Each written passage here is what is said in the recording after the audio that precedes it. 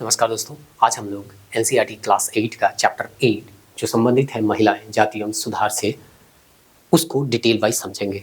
जैसा कि आप लोगों को हेडिंग से ही पता चल रहा होगा, यहाँ पे महिलाओं के बारे में बताया गया, महिलाओं का जो औपनिवेशिक काल में जो स्थिति था उसके बारे में बताया गया है। जाति एवं सुधार मतलब उस समय जातिगत किस तरह के भेदभाव हम लोगों को देखने को मिल रहे थे, उससे कैसे निकाला गया, इन सब बारे में इस चैप्टर में बहुत डिटेल वाइज आपको समझाया गया है कि महिलाओं को उस समय शिक्षा का अधिकार था या नहीं था, वोट का अधिकार था या नहीं था, संपत्ति में अधिकार था कि नहीं था, विधवाओं का किस तरह का स्थिति था। ये सब सारा चीज़ जो है इस चैप्टर में आपको बताया गया है। इस चैप्टर का फर्स्ट पैराग्राफ आप पढ़िएगा तो वहाँ पे लिखा जाता है कि जैसे आज हम महिलाओं को देखते हैं कि कोई भी वो बिजनेस कर सकती है, कहीं पे भी घूमने के लिए जा सकती है जहाँ पे पुरुष जा रहे हैं, या बहुत सारे अधिकार उन लोगों को दिया गया है। अभिव्यक्ति की स्वतंत्रता है, संपत्ति रखने की स्वतंत्रता है, शिक्षा ग्रहण करने की स्वतंत्रता है, बहुत सारा जो है उन लोगों को अधिकार हम लोग जो है वो अभी ग्रहण करते हुए या अधिकार का प्रयोग करते हुए देखते हैं। लेकिन अगर औपनिवेशिक काल में देखिएगा, 19वीं 18वीं या 17वीं 16वीं शताब्दी का बात अगर हम करें तो वहाँ पे महिलाओं का स्थिति काफ़ी खराब था। तो कैसे महिलाओं की स्थिति को सुधारा जाता है, सुधारने के लिए कौन कौन आते हैं, कौन कौन से समाज सुधारक आते हैं, उनके बारे में आपको यहाँ पे बताया गया। उनके द्वारा कौन कौन सा संस्था जो है वो स्थापना किया जाता है, कहाँ-कहाँ विद्यालय खोले जाते हैं महिलाओं के लिए, ये सब सारा चीज़ बताया गया है। उसी तरह से यहाँ पे ये भी बताया गया है कि जातिगत भेदभाव से कैसे लोगों को निकालने का प्रयास किया जाता है अलग-अलग समाज सुधारकों के द्वारा। तो सबसे पहले तो यहाँ पे हम लोग देख लेते हैं कि उस समय यानी कि 16वीं 17वीं 18वीं जो शताब्दी है उस समय क्या समाज में कुरीतियाँ थी, तात्कालिक समय का है। तो हम लोग यहाँ पे सामान्यतः औपनिवेशिक काल के बारे में ये पूरा किताब ही पढ़ाया जा रहा है, तो औपनिवेशिक काल में जो कुरीति था उसके बारे में ही यहाँ पे बताया जाएगा। तो चलिए पहले समाज का कुरीति देख लेते हैं, फिर देखेंगे धीरे धीरे कि उस कुरीति को कौन कौन जो है वो दूर करने के लिए आगे आते हैं और किस तरह की संस्थाओं का निर्माण किया जाता है। तो 19वीं शताब्दी से पूर्व का जो स्थिति था उसको बताया गया। तो सबसे पहला जो समाज का या सबसे बड़ा जो कुरीति था वो था सती प्रथा। इसके बारे में आप लोग जानते भी होंगे कि अगर कोई महिला का पति जो है का देहांत हो जाता था तो महिला को उसके चिता में ही जला दिया जाता था। इसे ही हम सती कहते थे और ये जिंदा जला दिया जाता था। समझ लीजिए कि पति जो है वो मर चुका है इसलिए उसे जलाया जा रहा है और पत्नी जिंदा है फिर भी उसे नहीं भी चाह रही है जलने के लिए, फिर भी उसे बांध कर किया जा रहा है, जलाया जा रहा है। और ऐसा महिमा मंडित किया जा रहा है कि जो भी सती होगी वही सदाचारी महिला होगी और जो सती नहीं होती है वो सदाचारी महिला नहीं होगी, उसे हीन भावना में समाज में देखा जाता होगा। तो इस तरह से महिमा मंडित किया जा रहा था इस कुरीति को। तो ये जो था उस समय का या हम कह सकते हैं उस समाज का सबसे बड़ा कुरीति में से एक था। यहाँ पे एक पेंटिंग भी आपको देखने को मिलेगा, ये तो एआई पेंटिंग है। ओरिजिनल पेंटिंग जो है आप लोगों को दिया गया है एनसीईआरटी में ही। यहाँ पे लिखा गया है बाल्थाजर सॉल्विन के द्वारा ये बनाया गया पेंटिंग है जो बताता है कि कैसे महिला को बांध के उनके पति के चिता में डाल दिया जाता है और एक जिंदा व्यक्ति को हम कह सकते हैं जला दिया जाता है। दूसरा जो कुरीति था वो बाल विवाह का था। ये महिला और पुरुष दोनों में देखने को मिलते थे, यानी कि 18 साल भी नहीं हुआ है, 16 साल भी नहीं हुआ है, 12-13 साल 10-11 साल के बच्चे को क्या कर दिया जाता है, विवाह करवा दिया जाता था। तो इस तरह से ना उनका शारीरिक विकास होता था, ना ही मानसिक विकास होता था, ना ही शिक्षा ग्रहण करने का उनको समय मिलता था। तो ये भी समाज का एक क्या था, कुरीति ही था। एक कुरीति और बताया जाता है जिसमें बहु पत्नी प्रथा है। एक व्यक्ति है और उसकी कई सारी पत्नियां हैं, तो ये बहु पत्नी प्रथा था। ये भी समाज का एक कुरीति ही माना जा सकता है और ये हिंदू और मुसलमान दोनों में देखने को हमको मिल रहा था। एक समाज का और कुरीति बताया गया है जिसमें बताया गया है कि महिलाओं को शिक्षा का अधिकार नहीं था। शिक्षा का बहुत ज्यादा अभाव था, बहुत कम ही महिलाएं थी जो उस समय शिक्षित थी। महिलाओं को शिक्षा तक पहुंच जो था वो लगभग शून्य था। लोगों को यह अंधविश्वास था कि पढ़ी लिखी महिलाएं जल्दी विधवा हो जाती, मतलब समाज में ये सोच फैल गया था कि अगर महिलाएं पढ़ लिख ली तो उनका विवाह जिससे हो जाएगा वो जो है वो जल्दी क्या हो जाएगा, मर जाएगा, मतलब वो महिला विधवा हो जाएगी। तो इस तरह का सोच फैला हुआ था समाज में और इसीलिए कोई भी चाहता नहीं था कि महिलाएं जो है वो पढ़े। संपत्ति का अधिकार तो दूर का बात है, अभी भी आप देखिएगा महिलाओं को बहुत कम संपत्ति का अधिकार मिलता है। उस समय तो बिल्कुल भी एकदम नेग्लिजिबल जो है वो संपत्ति का अधिकार महिलाओं को मिलता होगा। जो बड़े फैमिली के होंगे, राजा महाराजा फैमिली के या जमींदार फैमिली के, हो सकता है उनको थोड़ा बहुत जमीन में अधिकार मिलता होगा, लेकिन जो आम महिलाएं थी उनको जमीन पे या संपत्ति में अधिकार तो नहीं मिलता है। अभी भी आप देखिए बहुत कम महिलाओं को संपत्ति में क्या मिलता है, अधिकार मिलता है। उनका पैतृक संपत्ति में बहुत कम महिलाएं जो है वो क्लेम करती हैं अधिकार के लिए। जातिगत भेदभाव और सामाजिक संरचना, जातिगत भेदभाव भी उस समय काफी ज्यादा देखने को मिलता है, छुआछूत देखने को मिलता है। तो ये भेदभाव कैसा था, समाज का उस समय संरचना कैसा था, वो थोड़ा सा यहाँ पे आपको बताने का प्रयास किया गया है एनसीईआरटी में, कि समाज का उस समय वर्गीकरण किया गया था। एक को हम ब्राह्मण कहते थे, एक को क्षत्रिय कहते थे, एक को वैश्य कहते थे। तो जो ऊंची जाति के अंतर्गत आते थे वो ब्राह्मण और क्षत्रिय आते थे, जो वैश्य के अंतर्गत आते थे वो व्यापार करने या जो महाजनी काम से जुड़े हुए लोग थे उसे वैश्य कहते थे। उसके बाद शूद्र आता था, जो काश्तकार हो गए, बुनकर हो गए, कुम्हार हो गए, इसके बारे में हम लोग पिछले चैप्टर में पढ़े भी थे, वो शूद्र के अंतर्गत आते थे।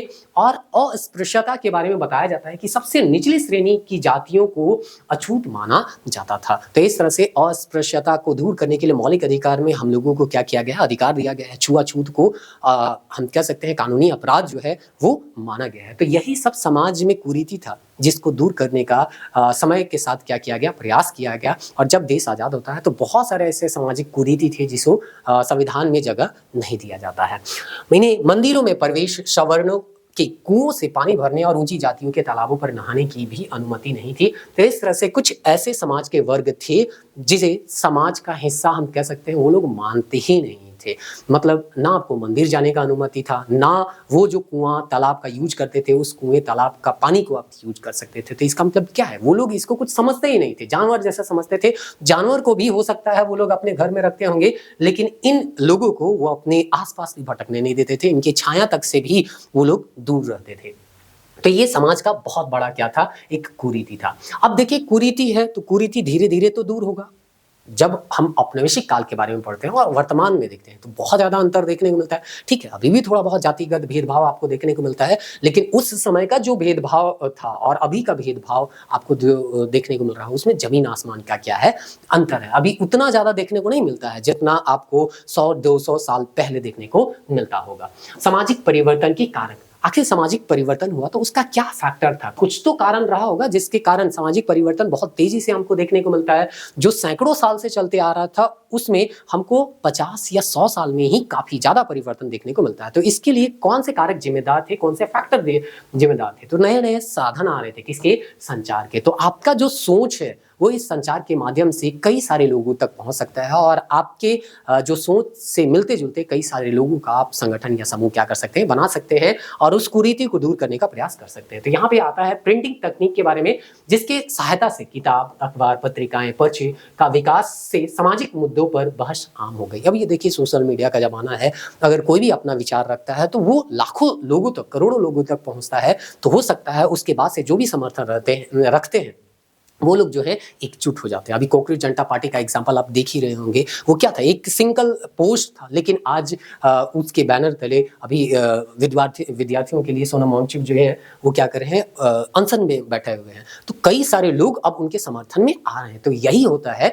कि अगर आपको इस तरह का साधन मिल जाता है तो कई सारे लोगों को आप एकजुट कर सकते हैं और सरकार से कुछ डिमांड कर सकते हैं या समाज में जो भी कुरीति है उसको दूर करने का प्रयास कर सकते हैं। विचार की अभिव्यक्ति, आम लोग अपनी भाषा में लिख सकते थे और सामाजिक, राजनीतिक, आर्थिक एवं धार्मिक मुद्दों पर चर्चा कर सकते थे। अभी जैसे कि हम लोग जो है लोकल लैंग्वेज में एग्जाम देते हैं, उसका मुख्य उद्देश्य क्या है कि हम लोगों को आम जनता के संपर्क में रह के काम करना है। तो आम लोगों की भाषा अगर हमको आता होगा तो हम बहुत आसानी से जो है उनको समझा सकते हैं कि सरकार की क्या नीति है, कैसे आपको काम करना है, क्या काम नहीं करना है। तो इसीलिए लोकल लैंग्वेज में आप लोगों को एग्जाम लिया जाता है, इसका मुख्य उद्देश्य यही है। तो ये सब सारा चीज जो है यहाँ पे बताया जाता है कि कैसे जो है सामाजिक परिवर्तन धीरे धीरे जो है वो फैलते जा रहा था, या सामाजिक परिवर्तन का जो सोच था वो धीरे धीरे हमको फैलता हुआ दिखाई देता है। कोई एक व्यक्ति जो है वो जो सोचता है उसको अपनी किताब में लिखेगा, पत्रिका में लिखेगा और लाखों लोग, हजारों लोगों के बीच वो उस पत्रिका के माध्यम से अपना सोच को पहुंचाएगा और इस तरह से एक समूह, एक संगठन, एक संस्था का निर्माण करेगा जो कि समाज में परिवर्तन लाने का प्रयास करते हैं। तो एक नाम आता है राजा राममोहन राय का, जो कि ब्रह्मो समाज का स्थापना करते हैं। इनका जीवन काल दिया गया है 72 से 33, 1833। राजा राममोहन राय संस्कृत, फारसी और कई अन्य भारतीय और यूरोपीय भाषाओं के अच्छे ज्ञाता थे, मतलब उनको भाषा आता था। किताब वगैरह में पढ़िएगा तो पता चलता है कि 12 भाषाओं के ये क्या थे, जानकार थे। 12 भाषाओं का ये अध्ययन किए थे या 12 भाषाओं के बारे में ये जानते थे, पढ़ने लिखने। कलकत्ता में ब्रह्मो समाज जो है, ब्रह्मो समाज का ये स्थापना करते हैं, जो कि ब्रह्मो सभा का स्थापना करते हैं, जो कि ब्रह्मो समाज के नाम से प्रसिद्ध हुआ। देखिए इनके बारे में अगर गाइड बुक वगैरह में आप पढ़ रहे होंगे, या हम लोगों का जो क्लास नोट्स 11 रुपये में दिया गया है, जहाँ सीक्वेंस वाइज चीजों को दिया गया है, वहां पे पढ़िएगा तो वहां पे हम लिखे हैं कि इनका जो ब्रह्मो समाज है जिसको यहाँ पे ब्रह्म सभा जो है, जिसको यहाँ ब्रह्मो सभा लिखा है, थोड़ा ब्रह्म सभा ब्रह्मो सभा, तो ठीक है, यहाँ तो थोड़ा बहुत स्पेलिंग में हम लोग मैनेज कर सकते हैं। लेकिन स्थापना डेट जो दिया गया है हम लोगों का जो नोट्स है, या आप ज़्यादातर किताब में देखिएगा तो 1828 देता है। कलकत्ता में इसका स्थान था। इसका उद्देश्य था हिंदू धर्म और इसकी बुराइयों को अलग करना और एकेश्वरवाद का प्रचार करना। मतलब एक ही ईश्वर है, सभी को एक ही ईश्वर का क्या करना चाहिए, पूजा पाठ करना चाहिए। और इसीलिए भारतीय पुनर्जागरण का जनक जो है वो राजा राम मोहन राय को ही कहा जाता है। इनके बारे में और भी डिटेल चीज जो है वो नोट्स में आपको देखने को मिलेगा, जो कि आपके पास भी होगा तो वहां पे भी देख लीजिएगा, और नहीं तो हम लोगों का जो बोला गया ऐप में है वहां का नोट्स देखिएगा। तो वहां पे लिखा हुआ है 1814 में ये आत्मीय सभा का स्थापना करते हैं, 1816 में वेदांता सोसाइटी का अपना स्थापना करते हैं। फिर एक इनके मित्र थे, घड़ीसाज थे, लिखते हैं डेविड हेयर, उनके सहायता से 1817 में ये जो है हिंदू कॉलेज का स्थापना करते हैं। 1825 में वेदांता कॉलेज का क्या करते हैं, स्थापना करते हैं। इनके बारे में बताया जाता है कि ये अंतरराष्ट्रीयता के समर्थक थे और इटली में जो नेपल्स क्रांति हुआ था इनका ये समर्थन किए थे। 1823 में स्पेनिश क्रांति हुआ था, उसका ये समर्थन किए थे। कलकत्ता यूनिटेरियन कमेटी का 1823 में ये गठन करते हैं। और मुगल बादशाह अकबर द्वितीय ने 1830 में राजा राम मोहन राय को राजा की उपाधि दी थी। तो इस तरह से इनके बारे में बहुत सारा कुछ जो है ये बताया गया है। इसके बाद इनका जो पत्रिका निकलता है, संवाद कौमुदी बंगाल से 1821 में निकलता है। मिरातुल्लाह अखबार फारसी से निकलता है 1822 में। तौफत ए उल मुहद्दीन करके फारसी से 1804 में निकलता है। तो ये सब चीज़ आपको पढ़ना होगा क्योंकि ये क्लास 8 के बच्चे को बताया गया है। तो यहाँ ठीक है, यहाँ से वो इन्फॉर्मेशन हम ग्रहण करेंगे जो हम लोगों के जो हम लोग गाइड बुक या सीक्वेंस में जो बुक पढ़ते हैं क्लास नोट्स में जो नहीं रहता है उसको हम यहाँ से निकालेंगे। लेकिन ऐसा नहीं है कि बस इतना ही पढ़ने से आपका हो जाएगा। कुछ ऐसे महत्वपूर्ण चीज हैं जिसको आपको पढ़ने होंगे, भले वो क्लास 8 में दिया हो चाहे ना दिया हो। सुब्रमण्यम स्वामी शास्त्री के साथ इनका क्या होता है, मूर्ति पूजा को लेके विवाद भी होता है ना। उसके बाद 20 अगस्त 1828 को बताया गया ब्रह्म समाज का, इसका ब्रह्म सभा का क्या होता है, स्थापना होता है, जिसे बाद में ब्रह्म समाज का नाम दिया जाता है। और इन्हीं का जो था प्रयास था कि 1829 में रेगुलेशन 17 के तहत सती प्रथा को बैन किया जाता है। तो ये सब बेसिक इन्फॉर्मेशन आप खुद से भी अपना किताब में देख लीजिएगा। और जैसे कि बोले, अगर आपके पास हिस्ट्री का नोट्स नहीं है तो 11 रुपया खर्च करके हम लोगों का जो नोट्स है आपने उसको आप जरूर देख सकते हैं। वहाँ पे प्राचीन, मध्यकालीन और आधुनिक तीनों जो है भारत का नोट्स मिल जाएगा। सुधार का दृष्टिकोण, वे पश्चिमी शिक्षा के प्रचार और महिलाओं के स्वतंत्रता और समानता के समर्थक थे। उन्होंने प्राचीन धार्मिक ग्रंथों से श्लोक ढूंढकर यह सिद्ध किया कि विधवाओं को जलाना, सती प्रथा कोई धार्मिक आधार नहीं था। मतलब समाज को आपको बताना है, समाज में ये प्रथा प्रचलित है, तो अगर आप उस प्रथा का विरोध करेंगे तो समाज में आपको बहिष्कार किया जाएगा। इसीलिए ये क्या किए, जो पुराना ग्रंथ था, बौद्ध ग्रंथ था, उसके श्लोकों पढ़े। 12 भाषाओं के ये ज्ञाता थे और बढ़ के, है ना, इन श्लोकों के माध्यम से ये बताने का प्रयास किए कि कहीं भी सती प्रथा का उल्लेख नहीं किया गया है। ये समाज का एक कुरीति है जो कि लोगों के द्वारा बाद में इसको लाया गया होगा। ये वास्तविक धर्म का पाठ नहीं है। और धीरे धीरे लोग इसकी बात को समझते भी हैं और इस प्रथा को बैन करने के लिए एक कानून भी लाया जाता है और उसके बाद ये प्रथा जो है वो खत्म भी हो जाता है।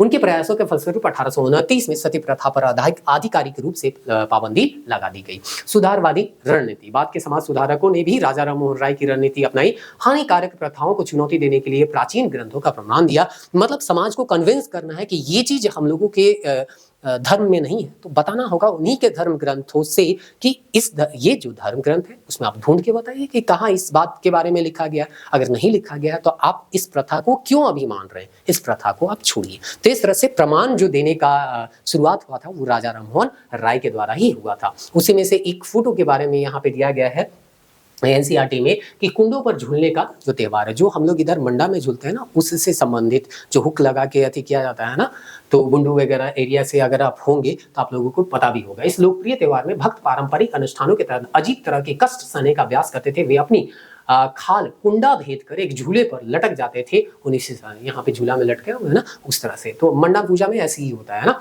के पूर्वाध में जब यूरोपीय अफसरों ने भारतीय रीति रिवाज और अनुष्ठानों को बर्बर करके उनकी आलोचना शुरू की, तो इस त्यौहार की खास तौर पर आलोचना की गई कि इस तरह से नहीं किया जाना चाहिए। तो ठीक है, ये सब जो था वो बात यहाँ पे दिया गया है। पहले हम उन लड़कियों में बांध देते हैं, लकड़ियों में बांध देते हैं, माफ कीजिएगा, लकड़ियों में बांध देते हैं। देखिए सती के समर्थक यहाँ पे क्या कहते हैं, औरतें कुदरती तौर पर कम समझदार, बिना दृढ़ संकल्प वाली, भरोसे के योग्य नहीं है। देखिए उस समय का सोच क्या है, लोग कैसे बोल रहे हैं।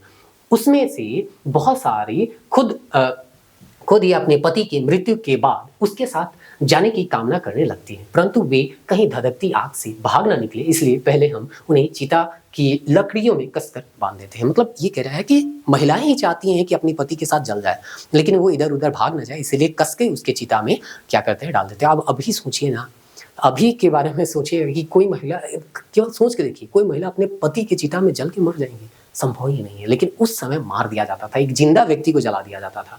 आप लोगों ने सती के विरोधी, मतलब जो सती प्रथा के विरोधी थी, वो क्या कर रहे थे, आप लोगों ने महिलाओं को अपनी स्वाभाविक क्षमता का प्रदर्शन करने का सही मौका ही कब दिया? फिर भला तुम ये कैसे कह सकते हो कि उनमें समझ नहीं है? अगर ज्ञान और शिक्षा के बाद भी कोई व्यक्ति ना समझ सकता हो या पढ़ाई की गई चीजों को ग्रहण कर पाए, ग्रहण कर पाए, तो हम उसे अक्षम मान सकते हैं। परंतु अगर तुम औरतों को पढ़ने का मौका ही नहीं दोगे तो तुम उन्हें कमतर कैसे कर सकते हो? पहले बोला पढ़ने का मौका तो दो, उसके बाद ना डिसाइड करोगे कि एग्जाम में फेल हो रहा है या पास हो रहा है। आप पढ़ने ही दीजिएगा। आप कंपटीशन का तैयारी नहीं की, आप कभी स्कूल गए ही नहीं, अचानक आप कंपटीशन के पेपर में बढ़ जाइएगा और ये उम्मीद किया जाएगा कि आप पास हो जाइएगा, तो थोड़ी पास होइएगा। हम दो व्यक्ति को साथ साथ पढ़ाएंगे, महिला को भी पढ़ाएंगे, पुरुष को भी पढ़ाएंगे, और तब उनको एक कंपटीशन एग्जाम में बैठाएंगे और उसके बाद देखेंगे कौन पास होता है कौन फेल। तब हम कह सकते हैं ये सक्षम है, ये अक्षम है ना। तो इस तरह से जो इनके विरोधी थे वो कह रहे थे पहले मौका तो दीजिए महिलाओं को पढ़ने का, उसके बाद आप तय कीजिएगा कि महिलाएं सक्षम है या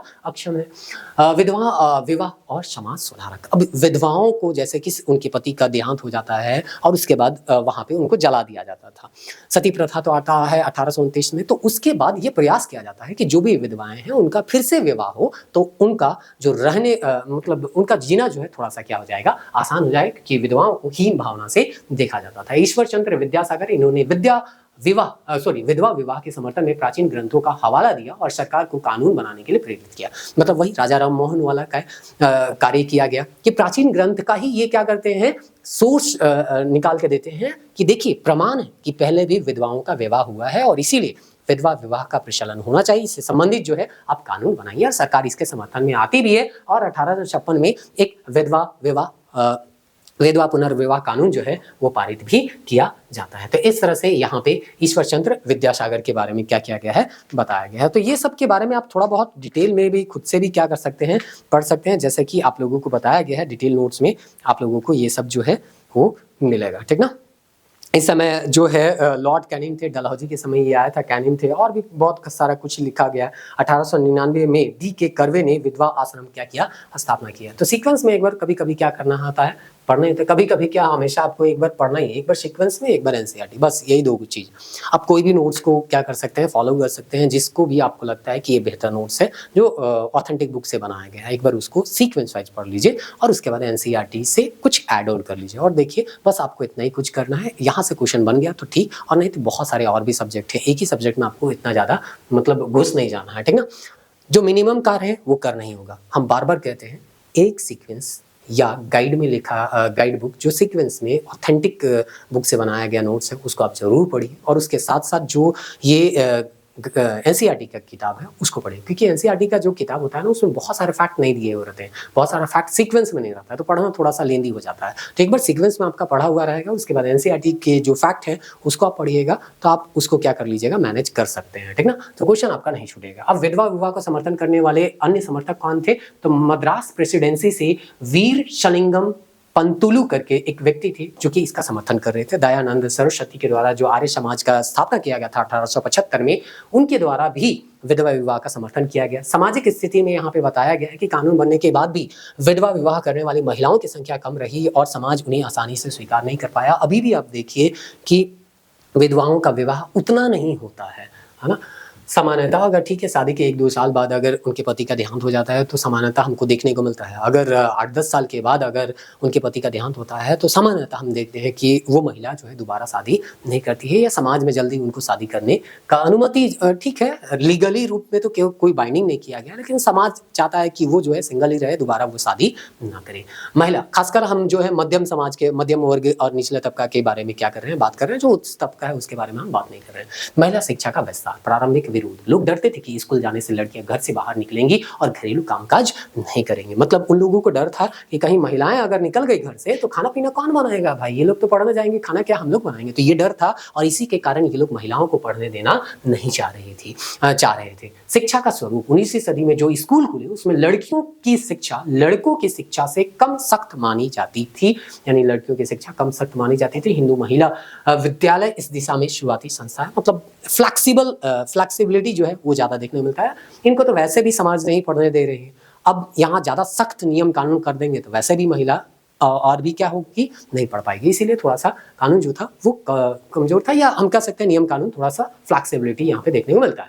स्व अध्ययन, कई महिलाओं ने घर पर रहकर छिपकर पढ़ना क्या किया, प्रारंभ किया। जैसे कि एक नाम मिलता है रास सुंदरी देवी। तो इस तरह से ये लोग महिलाएं जो हैं, चूंकि समाज इन्हें नहीं पढ़ने दे रही तो छुप के लैंप चला के इधर उधर अंधेरे में क्या करती थी, पढ़ती थी। तो यहाँ पे दिया गया है हिंदू महाविद्यालय की छात्राएं 1875 में 19वीं शताब्दी में जब लड़कियों के लिए स्कूल खोले गए तो आमतौर पर माना जाता था कि लड़कियों की पढ़ाई लिखाई लड़कों की पढ़ाई लिखाई से कम सख्त होनी चाहिए। हिंदू महिला विश्वविद्यालय ऐसी शुरुआती संस्थाओं में से था जहां वही शिक्षा दी जाती थी जो उस समय लड़कों को दी जाती थी। मतलब जो लड़कों को पढ़ाया जा रहा है वही लड़कियों को पढ़ाया जा रहा है। और दूसरा चीज ये कहा जा रहा है कि लड़कियों का जो स्कूल हो उसमें सख्तीपन जो है वो थोड़ा कम होना चाहिए, क्योंकि लड़कियों को वैसे भी स्कूल आने नहीं दिया जाता है। तो किसी तरह से अगर लड़की आ रही है तो उसको बहुत ज्यादा नियम कानून उनके ऊपर थोपना नहीं है। क्षेत्रीय प्रसार, आर्य समाज, पंजाब में है ना स्कूल खोलते हैं, आर्य समाज के द्वारा खोले जाते हैं। तो इस तरह से धीरे धीरे स्कूल जो है उसका संख्या बढ़ रहा था। ज्योतिबा राव फुले जो है महाराष्ट्र में लड़कियों के लिए स्कूल खोलते हैं। मुस्लिम महिलाओं के द्वारा भी बहुत सारा क्या किया गया, प्रयास किया गया। मुमताज अली जैसे सुधारकों ने कुरान शरीफ की आयतों का हवाला देकर महिला शिक्षा की वकालत की। मतलब यहाँ पे भी इनका जो ग्रंथ है, धर्म ग्रंथ है, उसके हवाले से ये बताया जा रहा है कि महिलाओं को शिक्षा ग्रहण करने का अधिकार है, आप इन्हें शिक्षा ग्रहण करने दीजिए। 19वीं सदी के अंत में उर्दू उपन्यास का दौर क्या हो जाता है, शुरू हो जाता है। मतलब यहाँ पे उपन्यास वगैरह लिखे जाते हैं। आगे दिया गया है महिला सुधारकों और उनका लेखन, जो कि 20वीं सदी की शुरुआत में हमको देखने को मिलता है। सबसे पहला नाम आता है भोपाल की बेगमों का। इन्होंने अलीगढ़ में लड़कियों के लिए प्राथमिक स्कूल खोले।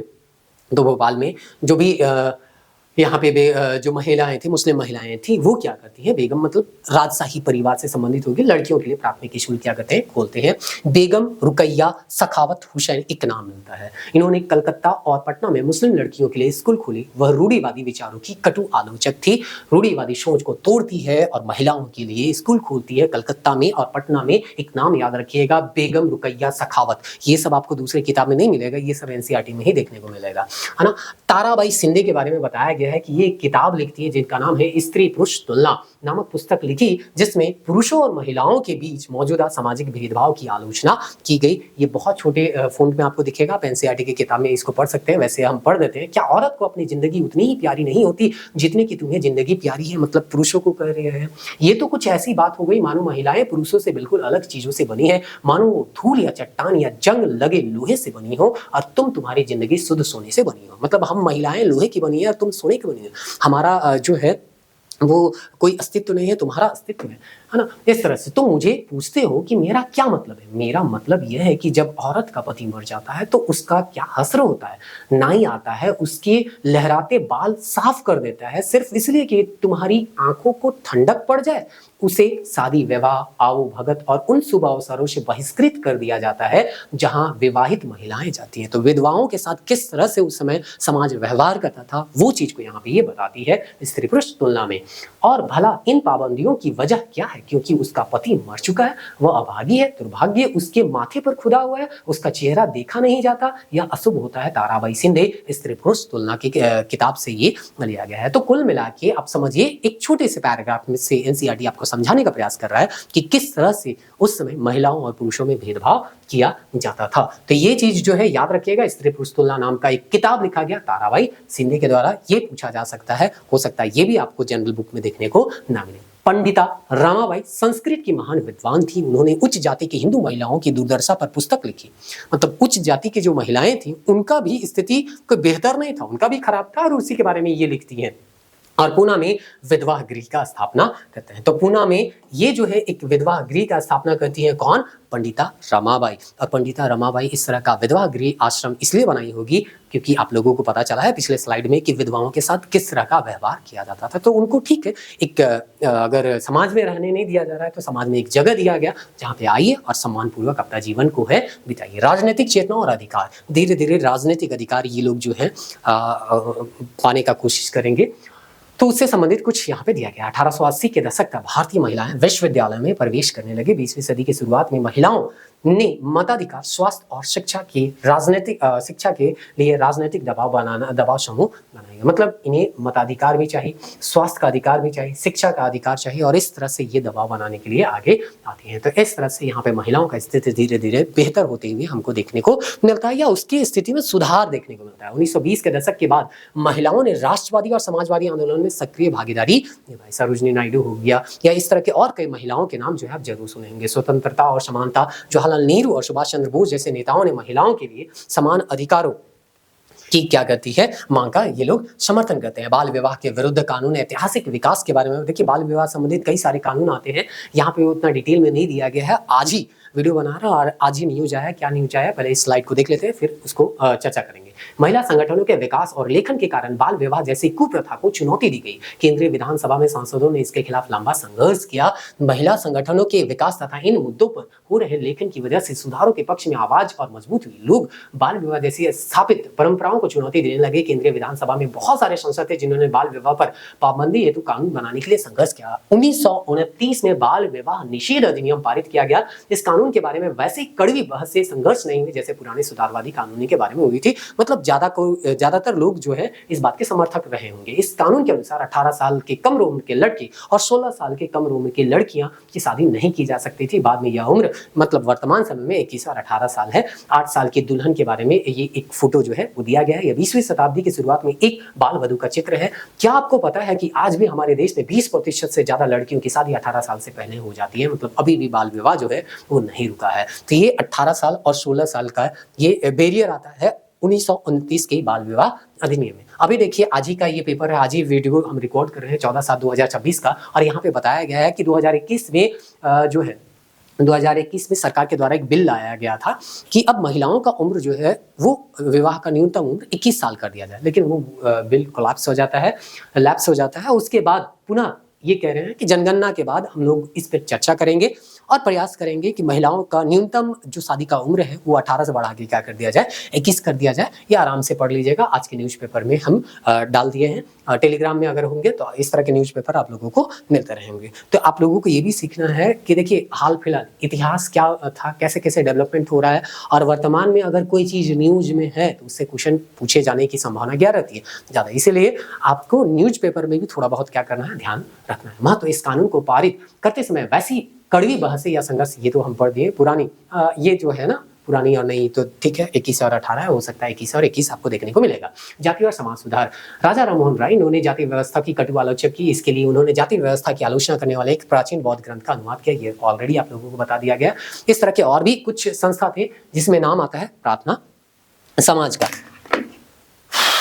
प्रार्थना समाज का यहाँ पे क्या आता है, नाम आता है। तो इस तरह के प्रार्थना समाज के बारे में दिया गया है। महाराष्ट्र में इसका स्थापना होता है 1867 में। ये नहीं दिया गया ना, जातियों भक्ति परंपरा का समर्थक जिसने सभी जातियों की आध्यात्मिक समानता पर विशेष जोर दिया। तो देखिए ये सब चीज जो है आपको गाइड बुक या जैसे कि बोले ना क्लास नोट्स वगैरह मिल जाएगा, डिटेल वाइज थोड़ा बहुत इसको देख लीजिएगा। जैसे हम पढ़े तो प्रार्थना समाज के बारे में बताया गया है कि मुंबई में इसका स्थापना होता है। महाराष्ट्र में संस्थापक जो थे वो आत्मारंग पांडुरंग थे, जो केशव चंद्र सेन से प्रेरणा, जो कि बंगाल का जो ब्रह्म समाज था ना उससे प्रेरणा लेके महाराष्ट्र में इस संस्था का क्या करते हैं, निर्माण करते हैं। ठीक ना। इसके सदस्य जो थे वो सबसे इंपॉर्टेंट सदस्य में से एक थे महादेव गोविंद रनाडे, तिलक जी थे, एनजी चंद्राकर थे। ये सब यहाँ पे इनके सदस्य रहे थे, है ना। तो ये सब थोड़ा सा आप खुद से भी क्या कीजिएगा, पढ़ने का प्रयास कीजिएगा। तो ये था। उसके बाद दिया गया परमहंस मंडली, स्थापना 1840 में बम्बई में ही होता है। उद्देश्य जाति उन्मूलन, जातिगत जो भेदभाव था तो तो जाति उन्मूलन, जाति प्रथा के खात्मे के लिए क्या करने के लिए आए थे, कार्य करने के लिए संस्था का निर्माण किए थे। कार्य पद्धति, इनके सदस्यों में कोई ऊंची जाति के लोग भी शामिल थे। ऐसा नहीं था कि ऊंची जाति के लोग शामिल नहीं थे, उनका भी मानना था कि समाज में ये जो है वो कुरीति ही है कि जो भेदभाव किया जा रहा है। गुप्त बैठकों में भोजन और स्पर्श जैसे मामलों में जातीय नियमों का उल्लंघन करते थे ताकि जातीय पूर्वाग्रहों के बंधन से मुक्ति पा सके। मतलब ये लोग जो है सबके साथ मिल बांट के खाना पीना खाते थे, और जो छुआछूत का जो पूर्वाग्रह था कि छुआछूत समाज में होना चाहिए या ऊंची जाति का नीची जाति से बैठा नहीं जाना चाहिए, ये जो सोच था उसको ये लोग तोड़ रहे थे। ईसाई प्रचारक, 19वीं सदी में ईसाई प्रचारकों ने आदिवासी समुदाय और निचली जातियों के बच्चों के लिए स्कूल खोलना शुरू किया। झारखंड में इसका एग्जाम्पल हम देखने को मिलता है। शुरुआती जो स्कूल खोले गए वो ईसाई मिशनरियों के द्वारा ही खोले गए। उन्हें बदलती दुनिया में आजीविका के लिए नए साधन मिलने लगे, मतलब नया नया काम जो है वो करने लगा जब शिक्षित होने लगे। शहरों की ओर पलायन, जब शिक्षित हो जाते हैं तो अभी देखिए शहरों की ओर पलायन हो रहा है। उस समय भी यही देखने को मिलता है। 19वीं शताब्दी में कारखानों, नगर पालिकाओं के विस्तार और शहरी निर्माण कार्यों में सड़कें, नालियां, इमारतें, सफाई कार्य के लिए कारण मजदूरी की भारी मांग पैदा हुई। गाँव छोड़कर जाने वालों में बहुत सारे गरीब और निम्न जातियों के लोग थे। तो शहर में बहुत तरह के कार्य हो रहे थे, कारखाना में लोगों का जरूरत था, सड़क बन रहे थे, नाली बन रहे थे, उसके लिए लोगों का जरूरत था। अभी भी देखिए शहरों की ओर पलायन करते हैं गाँव के मजदूर।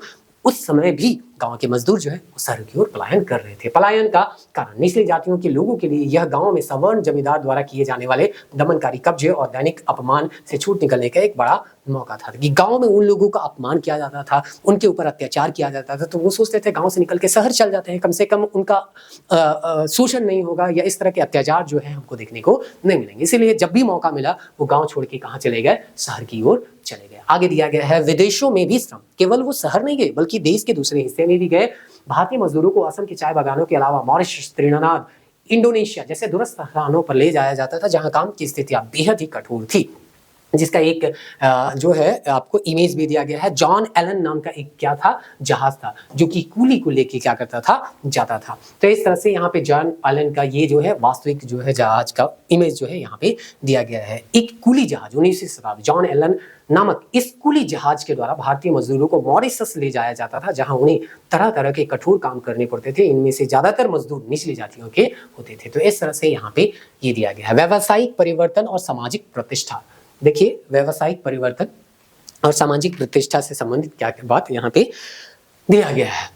चमड़े का काम और जूते बनाना, सामाजिक दृष्टिकोण, परंपरागत रूप से मृत पशुओं का चमड़ा निकालने वाले कामगारों को नीची नजर से देखा जाता था और उन्हें गंदा और दूषित माना जाता था। तो जो चमड़े से संबंधित काम करते थे उनको बहुत ही गंदा और दूषित माना जाता था। समाज का बहुत निचला हिस्सा जो है या निम्न स्तर पे इनका स्थिति खराब स्थिति था। बदलाव, प्रथम विश्व युद्ध के दौरान देखिए क्या होता है, ये जो चमड़े से जूता वगैरह बनाते थे या चमड़े से संबंधित चीजें बनाते थे, उनका जीवन में कैसे परिवर्तन आता है प्रथम विश्व युद्ध के बाद, वो देखिए। सेना के लिए जूतों की भारी मांग उत्पन्न हुई। जाति पूर्वाग्रह के कारण केवल परंपरागत चमड़ा कामगर और मोची ही जूते बना सकते थे, जिससे उन्होंने ज्यादा कीमत की मांग की और उनकी बोला गया कि जूता क्या हो सकता है, और जूता चमड़ा संबंधित काम केवल यही लोग करते थे, दूसरे लोग नहीं करते थे। तो अब बोला ना कि ज्यादा डिमांड हो गया है, तो ऊंची जाति जो कहलाते थे अपने आप को, तो आओ जूता बनाने के लिए, तो वो लोग तो जूता बनाने के लिए आएंगे नहीं, तो जूता चाहिए तो हम जितना दाम कहेंगे उतना में तुमको देना होगा। तो इस तरह से प्रथम विश्व युद्ध के समय इसका स्थिति थोड़ा सा बेहतर होता है। जैसे कि हम लोग देखे थे ना बुनकर और लोहे वाला में भी,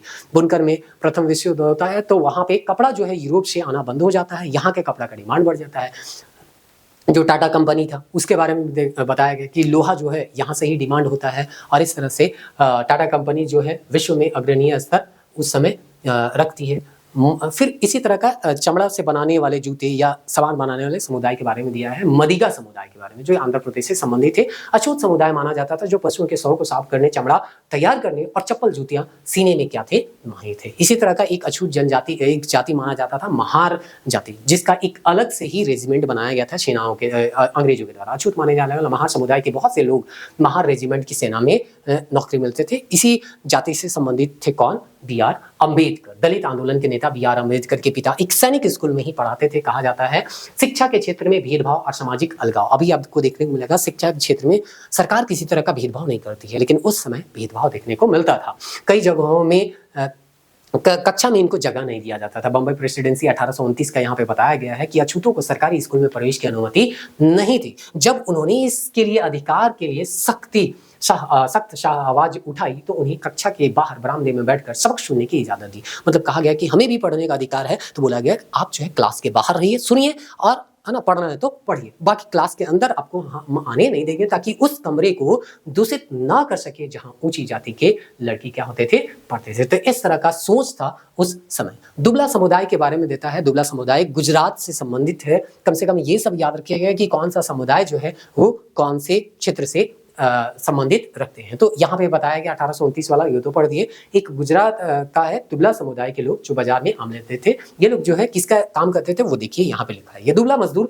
सवर्ण जमींदारों के पास मजदूरी करते थे, उनके खेत संभालते थे और जमींदार के घर आंगन के तमाम छोटे बड़े काम जो करते थे वो यही दुबला समुदाय के लोग करते थे। याद रखिए गुजरात से संबंधित है। समानता और न्याय के लिए आंदोलन होगा। 19वीं सदी के दूसरे हिस्से तक गैर ब्राह्मण, मतलब जो भी ब्राह्मण नहीं है, गैर ब्राह्मण है, जातियों ने सामाजिक समानता और न्याय की मांग करते हुए कई आंदोलन कि हमें न्याय चाहिए और समाज में समानता चाहिए, ऊंच नीच भेदभाव हम नहीं बर्दाश्त करेंगे। सतनामी आंदोलन एक एग्जाम्पल इसका दिया गया है, जो कि मध्य भारत में चलाया गया था। घासीदास के द्वारा चमड़ा कामगारों को संगठित किया और उसकी सामाजिक स्थिति को सुधार करने के लिए प्रयास किया। तो पूछा जाएगा सतनामी आंदोलन का शुरुआत कौन करते हैं? घासीदास।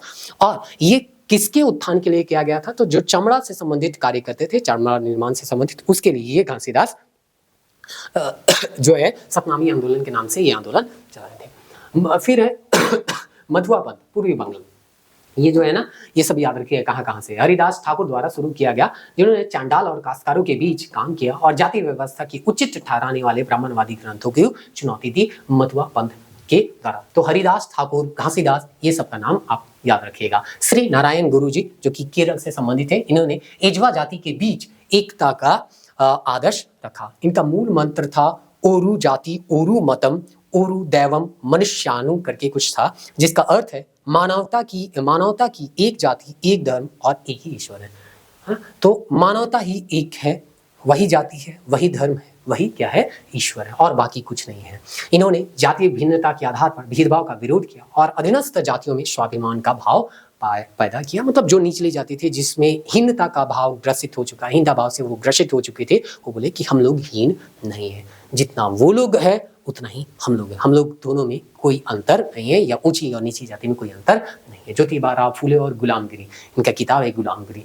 फुले का तर्क था कि आर्य विदेशी थे। देखिए तर्क ये लोग क्या देते हैं, जिन्होंने इस मिट्टी के मूल निवासियों यानी निम्न जातियों को हरा कर उन्हें गुलाम बनाया। आर्य हम लोग जानते हैं कि ये लोग जो है मध्य एशिया से आए थे। तो इनका कहना था कि आर्य जो कि ब्राह्मण और क्षत्रिय जो है आर्य के तौर पे जाने जा रहे हैं, ऊंची जाति के तौर पे ये कह रहे हैं, ये लोग तो बाहर से आए हैं और यहाँ जो मूल निवासी है उनको हरा कर ये क्या करते हैं, यहाँ पे कब्जा किए हैं। तो ये जो है किस तरह से उच्च हो गए, है ना। ये हम लोगों का तो यहाँ पे सालों से क्या है, बसावट रहा है। सत्य शोधक समाज फुले द्वारा स्थापित, जिसने जातीय समानता का समर्थन किया। तो ठीक है, जातिगत भेदभाव हटाने के लिए तरह तरह के क्या किए जाते थे, लॉजिक दिए जाते थे। तो इस तरह से ये है ज्योतिबा राव फुले का लिखा हुआ, मैं यहाँ और तुम वहाँ। आराम से इसको क्या कर लीजिएगा, कभी मन करे तो पढ़ लीजिएगा। गुलामगिरी पुस्तक 1873 से है। फुले ने यह पुस्तक उन अमेरिकियों को समर्पित की जिन्होंने दास प्रथा के खिलाफ संघर्ष किया। मतलब इस किताब में उनके बारे में लिखा गया है जो अमेरिकियों में जो अमेरिका में जो दास प्रथा प्रचलित था ना, उसको दूर करने के लिए जो भी आ गया है उनके बारे में था। जैसे ये लोग जो है ना, उसी तरह से वहां पे भी तो समाज सुधारक होंगे, तो वही समाज सुधारक का यहाँ पे क्या किया गया, उल्लेख किया गया होगा या उनके बारे में बताया गया होगा। उन्होंने भारत के निम्न जातियों और अमेरिका के काले गुलामों की दुर्दशा की तुलना की कि हम जिसे निम्न जाति कहते हैं और वहां पे जो काले गुलाम है, काले लोग हैं, ब्लैक लोग हैं, उनका जो स्थिति है उनमें क्या अंतर है, क्या समानता है, उस चीज का ये क्या करते हैं, यहाँ तुलना करते हैं। राष्ट्रीयता पर विचार। फुले उच्च जाति के नेताओं के उपनिवेशवाद विरोधी राष्ट्रवाद के आलोचक थे। उनका मानना था कि यदि समाज से उच्च नीच की लड़ाई समाप्त नहीं हुई तो देश कभी उन्नति नहीं कर पाएगा। मतलब कहना था कि सबसे पहले जो ऊंच नीच का जो भेदभाव है ना, सबसे पहले आप उसको खत्म कीजिए देश का आजादी के बाद, नहीं तो यही होगा कि फिर से एक तबका जो है शासक बन जाएगा और एक तबका जो है वो शोषित रहेगा। डॉक्टर BR अम्बेडकर और दलित आंदोलन में बताया गया मंदिर प्रवेश आंदोलन। अम्बेडकर 1927 में मंदिर प्रवेश आंदोलन शुरू किया, जिसमें महार जाति के लोगों ने बड़ी संख्या में। तो मंदिर प्रवेश करने नहीं दिया जाता था, कुआं तालाब में इन लोगों को जाने नहीं दिया जाता था, तो उसी से संबंधित ये क्या करते हैं, आंदोलन करते हैं। उद्देश्य था समाज को यह दिखाना कि जातीय पूर्वाग्रहों की जकड़ कितनी मजबूत है कि वो लोग जो है किसी को कुआं से पानी तक भरने के लिए जगह नहीं देते थे। प्यासे मर जाओ, हमको कोई लेना देना नहीं है। तो इस तरह के पूर्वाग्रह से ग्रसित थे, उसको ये लोग क्या कर रहे हैं, ये बता रहे हैं। 1927 से 1935 के बीच अम्बेडकर ने ऐसे 3 आंदोलन चलाए। 1927 में अम्बेडकर ने कहा कि हिंदू समाज का पुनर्गठन समानता और जातिवाद की समाप्ति के आधार पर ही करना पर होना चाहिए, कि अगर हिंदू समाज चाह रहा है सबको साथ लेके, तो ये जो जातिगत भेदभाव है उसे आप खत्म कीजिए, सब में समानता कीजिए और जातिवाद जो है उसे समाप्त कीजिए। ये मंदिर है मदुरै मंदिर का प्रवेश द्वार, टॉमस डेनियल द्वारा बनाया गया ये चित्र है 1792 का। मंदिर प्रवेश आंदोलन से पहले अछूतों को इस तरह के प्रवेश द्वार के आसपास भी भटकने नहीं दिया जाता था। वहां भटकने लिखा है तो एनसीईआरटी में भी गलती हो जाता है थोड़ा सा ना, भटकने नहीं दिया जाता था। गैर ब्राह्मण आंदोलन और पेरियार, ईवी रामास्वामी पेरियार नायकर, जिसको पेरियार के नाम से भी जानते हैं, उन्होंने स्वाभिमान आंदोलन शुरू किया। उनका तर्क था कि ब्राह्मण उत्तर से आए आर्य आक्रमणकारियों के वंशज है। वही बात यहाँ पे है, जिन्होंने मूल निवासी द्रविड़ नस्लों को हराकर क्या किया, प्राप्त किया। वे मनुस्मृति, भगवत गीता, रामायण के कट्टर आलोचक थे, क्योंकि उनका मानना था कि इनका उपयोग निचली जातियों और महिलाओं पर प्रभुत्व स्थापित करने के लिए किया गया था। उन्होंने महिलाओं की स्थिति पर भी कड़े प्रहार किए और उन्हें पुरुष के हाथ की कठपुतली बनने के विरुद्ध चेताया कि आपको पुरुषों के हाथ का कठपुतली नहीं बनना है, आप अपना स्वतंत्र अस्तित्व रखिए। जितना पुरुषों का अधिकार है उतना महिलाओं का भी अधिकार है। सुधारवादी संगठन और आंदोलन, ब्रह्म समाज के बारे में बताया गया 1830 में इसका स्थापना होता है, लेकिन जैसे कि हम बताएं कि ब्रह्म सभा जो है उसका स्थापना जो है 1828 देता है। तो ये चीज़ आप देख लीजिएगा, एनसीईआरटी में लिखा हुआ है, हम ये बता दिए। ओरिजिनल क्या हम लोगों को जनरल किताब में मिलता है वो भी हम आपको बता दिए। बाकी आपकी जो चॉइस है वो देख लीजिएगा, ऑप्शन में ध्यान रखिएगा। यह संस्था मूर्ति पूजा और बलि की विरुद्ध थी। यहाँ समाज लिखा है, वो सभा लिखा है, पता नहीं कोई लॉजिक है या कुछ है, वो एनसीईआरटी ही जाने। लेकिन हाँ, ब्रह्म समाज जब शुरुआती समय बना था तो 1828 में ही बना था, 30 में नहीं बना था। और इसके अनुयायी उपनिषद में विश्वास रखते हैं। ब्रह्म समाज ने हिंदू और ईसाई धर्म के विचारों की आलोचनात्मक व्याख्या की, मतलब जो सही है, जो गलत है वो गलत है। ऐसा नहीं था कि वो बोल रहे थे कि पश्चिम के कोई भी विचार को हम ग्रहण नहीं करेंगे। जैसा कि आप लोगों को शुरुआती वीडियो में बताया गया, अंतर्राष्ट्रीयता के वो क्या थे, समर्थक थे।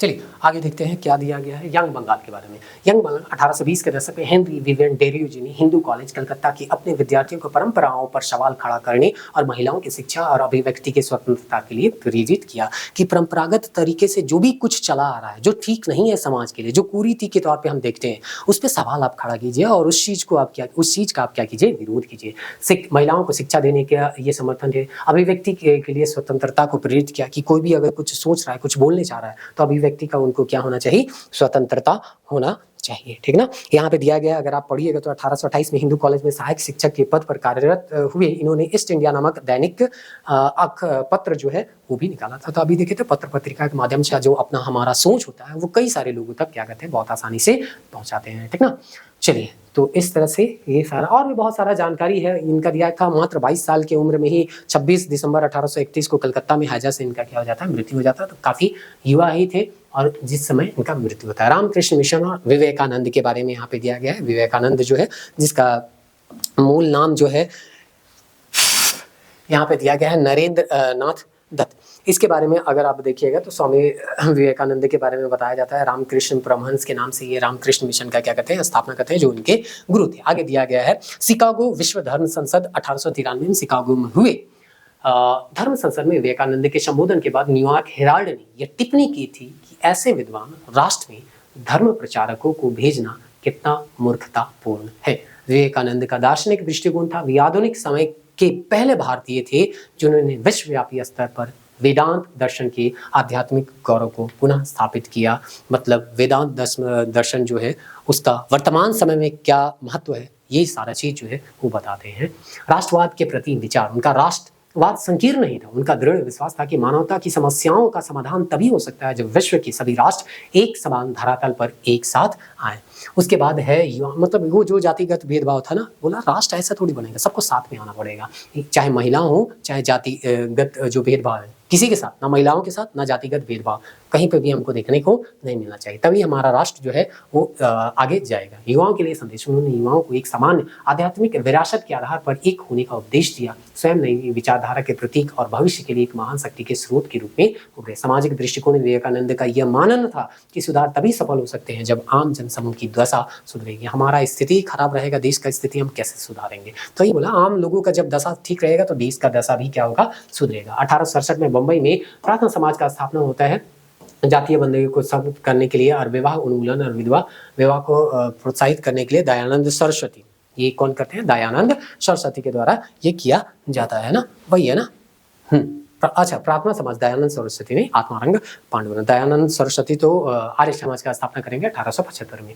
वेद समाज 1864 में मद्रास में स्थापित यह संस्था ब्रह्म समाज से प्रेरित थी। इसने जातीय भेदभाव को समाप्त करने, विधवा विवाह और महिला शिक्षा को बढ़ावा देने का क्या किया? कार्य किया। अलीगढ़ आंदोलन सैयद अहमद खान 1875 में Aligarh Mohammedan Anglo Oriental College की स्थापना की, जो बाद में अलीगढ़ मुस्लिम विश्वविद्यालय बना। इसने आधुनिक शिक्षा के क्षेत्र में गहरी छाप छोड़ी। मतलब जो रूढ़िवादी सोच था ना मुसलमानों में, तो उसको दूर करने के लिए आधुनिक शिक्षा यहाँ पे ये देने के लिए ये विश्वविद्यालय का किया गया था, खोला गया था। सिंह सभा आंदोलन। सिंह सभा आंदोलन का उद्देश्य आंदोलन ने सिख धर्म के अंधविश्वास, जातीय भेदभाव और ऐसे आचरणों से मुक्त करने का प्रयास किया जिन्हें वे गैर सिख मानते थे। मतलब जो भी कुरीति था उसको दूर करने का प्रयास किया जा रहा था। यह आंदोलन 1873 में अमृतसर से शुरू होता है। आगे ये 1879 में लाहौर में भी क्या होता है? जाता है सिंह सभा का गठन, वहां पे भी होता है। शिक्षा का बल। इन सभाओं ने सिखों को शिक्षा के लिए प्रोत्साहित किया, जिसमें अक्सर आधुनिक ज्ञान के साथ साथ सिख धर्म के सिद्धांतों का भी पढ़ाया जाता था। मतलब हमको आधुनिक ज्ञान भी लेके चलना है और सिख धर्म के जो है उसको भी लेके क्या करना है? चलना है। मतलब अपने जो पारंपरिक धर्म है उनके बात को भी जानना है और आधुनिक जो चीजें हैं उसको भी आपको जानना है, ठीक ना। ये सारा चीज आपको दिया गया है। तो चलिए, इतना सारा चीज हम लोग देख लिए। इसी रिलेटेड टेस्ट जो है वो आप जरूर बना लीजिएगा, पीपीटी डाउनलोड कर लीजिएगा। आप लोगों को पीपीटी वाले सेक्शन, जो पीडीएफ वाले सेक्शन में वहाँ पे दिया गया है, एक बार रिवाइज करके टेस्ट बना लीजिए, आपको पता चल जाएगा कि क्या आपको याद रहा, क्या नहीं हुआ। हम फिर से कंक्लूड कर रहे हैं, आपके पास सीक्वेंस से पढ़ने के लिए एक गाइड बुक होना या क्लास नोट्स का होना बहुत जरूरी है, क्योंकि वो सारी चीज़ सीक्वेंस में रहते हैं। एनसीईआरटी को आपको इग्नोर नहीं करना है, ऐड ऑन इसको करना है। यहाँ पे जो भी ऐसे महत्वपूर्ण फैक्ट जो आपके क्लास नोट्स में नहीं मिलते हैं उसको आप एक अलग से कॉपी में लिख सकते हैं, या आप सिंपल जो पीपीटी है उसको एक नज़र देख लीजिए, इस रिलेटेड टेस्ट बना लीजिए, आपका काम हो जाएगा। बस इतना ही आपको जीएस में करना है, इससे ज़्यादा आपको नहीं करना है। एक सीक्वेंस वाइज क्लास नोट्स किसी भी सब्जेक्ट का, चाहे वो हिस्ट्री हो, ज्योग्राफी हो, पॉलिटी हो, कोई भी सब्जेक्ट। और एनसीईआरटी अगर जरूरी होता है तो जैसे हिस्ट्री में तो जरूरी है, साइंस में भी जरूरी है, तो इस तरह के आपको क्वेश्चन बैंक देख के पता चल जाएगा कि किसको पढ़ना जरूरी है एनसीईआरटी या किसको नहीं पढ़ना। मतलब ऐसा नहीं है कि पढ़ना है इसलिए पढ़ रहे हैं, सब कोई बोलता है एनसीईआरटी पढ़ना है इसलिए। क्वेश्चन में अभी भी आपको यहाँ से प्रश्न देखने को मिलते हैं क्वेश्चन पेपर में, इसीलिए पढ़ना है ना, इसलिए नहीं कि कोई बोल रहा है इसलिए पढ़ना है। और लाइन बाय लाइन आपको पढ़ना है या जो इंपॉर्टेंट फैक्ट निकाल के दिया जा रहा है उसको पढ़ना है, ये भी आप डिसाइड कीजिए। आप क्लास 8 का आप एग्जाम देने वाले नहीं हैं, आप कंपटीशन का एग्जाम, तो आप यहाँ से फैक्चुअल डाटा को क्या कीजिए, निकालिए। अगर वहाँ से सवाल बनते हैं तो उसको आपको छोड़ के आना नहीं है। और वही हम लोग प्रयास कर रहे थे कि हम लोगों को तो बताना होता है कॉन्सेप्ट भी और फैक्ट भी, तो केवल फैक्ट बताएंगे तो थोड़ा सा दिक्कत होगा। तो कॉन्सेप्ट आप जब ले लीजिए तो आप अपना से भी खुद से शॉर्ट नोट्स बना सकते हैं, या ये सबका नोट्स हम लोग आगे आने वाले समय में देंगे, तो वहाँ से थोड़ा बहुत आप क्या कर लीजिएगा, जो फैक्चुअल डाटा है निकाल लीजिएगा और उसको बार बार रिवाइज कीजिएगा। तो इससे आपका ये जो बेस है हिस्ट्री से संबंधित या दूसरे सब्जेक्ट से संबंधित वो क्या होगा, मजबूत होगा। मिलते हैं नेक्स्ट वीडियो, तब तक लीजिए।